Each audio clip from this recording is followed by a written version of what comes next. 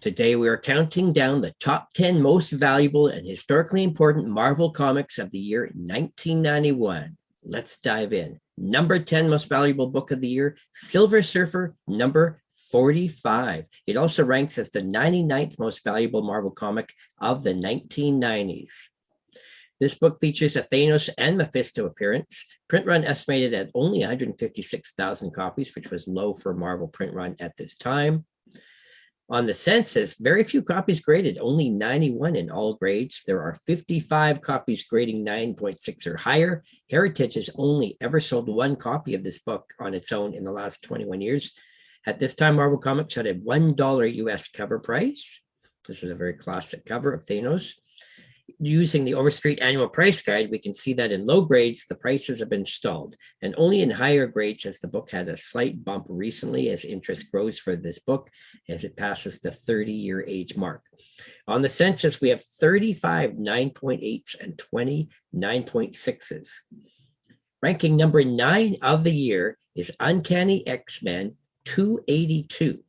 Now, this was a massively popular title for Marvel at this time with a print run of 460,000 copies, and it would even go on to have another printing. This book is a key book because it's the brief first appearance of Bishop and also features classic Whilce Portacio cover and art. It ranks as the 94th most valuable book of the decade. This is a very key book that everybody wants in their collections. There are over 4,000 copies graded of this book, including almost 2,500 9.6s or higher. Heritage auctions have sold 29 copies of this in the last 2 decades. In the Overstreet price guide, again, no movement at all in lower grades, but higher grades continue to sneak up. On the Census, we have 1,158 9.8s. There's also the second printing with a large number graded, and even the Australian price variant has had a few copies graded as well of this key book. Number 8 of the year is Incredible Hulk 377. This is now considered a classic cover, and it was so popular that it had 2 more printings, and the third printing would go on to be the rarest one and actually the most valuable. But we're going to look here at the first printing today. And here we have with the bold green cover in the background with the Hulk silhouetted in black.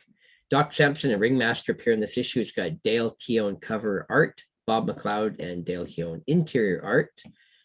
And print run estimated at 207,000 copies of this book. It ranks 81st of the decade and number 8 of the year. 1,640 copies graded by CGC with over 1,000 9.6s or higher. Heritage, 21 copies sold. A little bit of movement in all grades. It's slowly sneaking up, but you can see in the last 2 years alone, the book has tripled in price in raw high-grade copies. On the Census, there are 465 9.8s. The second printing has a bunch, and the rare third printing only has a few copies graded. Number 7 of the year, Amazing Spider-Man 344. This book features the first cameo appearance of Cletus Cassidy, who would become Carnage, the most important new character of 1991 for Marvel. This book also features Rhino and Eddie Brock appearances. Print run estimated at 341,000. This was one of Marvel's better selling titles at this time.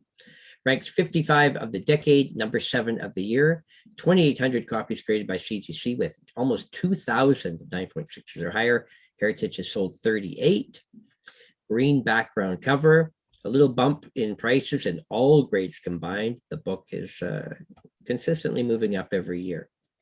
There are 4 9.9s of this book and 927 9.8s. There's an Australian and a Mexican edition variant that have been graded by CGC. Number 6, this is a unique one. Not everybody was collecting this title unless they were a Marvel completist. Marvel Age 97 is a preview comic, basically advertising what's going to be coming out from Marvel shortly. And this issue features a Dark Hawk cover preview predating the first appearance of Dark Hawk in Dark Hawk number 1. Print run a lot lower on this comic, only 65,000 copies. It ranks 51st of the decade, only 191 copies graded by CGC, 102, 9.6 or higher. Heritage has never sold a copy of this on its own. Overstreet, it's continually moving up, had a big jump. In the last year alone, it has doubled in price. Lots of demand for this book right now, again, as Darkhawk turned 30 years old. On the Census, there are 49 9.8s. Number 5 of the year, and this title is not really a key issue. It's on the list and valuable because of its rarity. Transformers 79 is the second last issue of this title, which is now a cult classic, lots of collectors, but at this time in 1991, interest was at its lowest, and this title was about to be canceled. The print run of this title was only 37,000 copies, and that was only half of what it had been the year before. Sales were really dropping on this title, but now collectors really want this and find it tough to find. It ranks 47th of the decade, 5th of the year. There's 161 copies only graded by CGC with 95 9.6s or higher. Heritage has sold 8 copies of this. Here we can see the newsstand and the direct edition versions of this book. Overstreet price guide, you can see it's been valuable for quite a while. It has not moved at all in the last 9 years in any condition.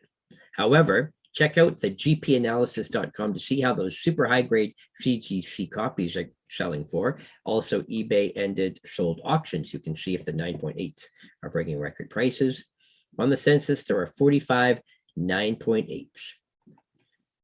Ranking 4th of the year is Transformers 78. This is the third last issue of the series. Again, print run estimated at 37,000 copies. Only 84 copies graded in total, 37 9.6s or higher. Heritage has sold none of these. Again, the newsstand direct editions, no price changes in the last 9 years. There are 16 9.8s on the Census. Well, we're getting up to the big books now. Transformers number 80 ranks third most valuable book of the year. It's the last issue of the title, had the smallest print run of the entire series. Again, estimated at roughly 37,000 copies. It's the death of Getaway, Snapdragon, Siren, Fangry, Horrible, and Ravage. And the Neo Knights appear in this issue.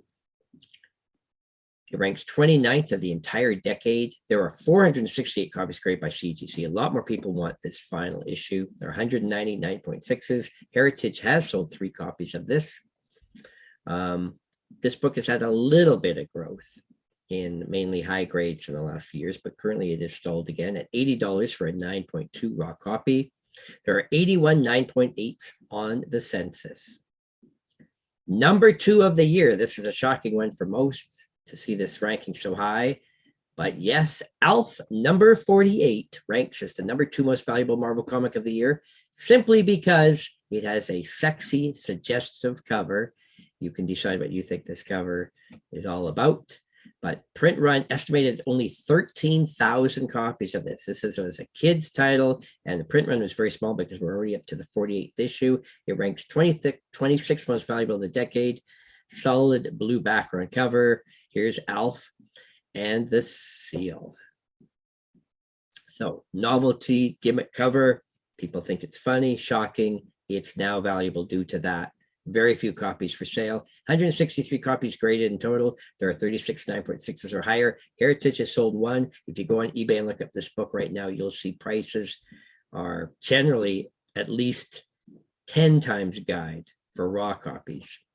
You can see there's movement consistently. It continues to sneak up in all grades and had a big bump this year alone. And there are 10 9.8s and 26 9.6s of this book. And the number 1 most valuable and historic comic of 1991 by far is New Mutants 98. Not only is this the number 1 comic of the year, it ranks number 3 of the entire decade, and it is just such an iconic classic now at this point. It is the first appearance of Deadpool, Gideon, and Copycat. And Richter leaves the New Mutants in this issue. Rob Liefeld, classic cover and art. Print run estimated at 250 to 275,000 copies, not super high. This book was not a key for a long time, but Deadpool has now been popular. Once his movies came along, the market for this book just exploded. There are now over 18,000 copies graded by CGC in all conditions, including almost 9,000 9.6s or higher. Heritage has sold 195 copies of this book. Overstreet Price Guide.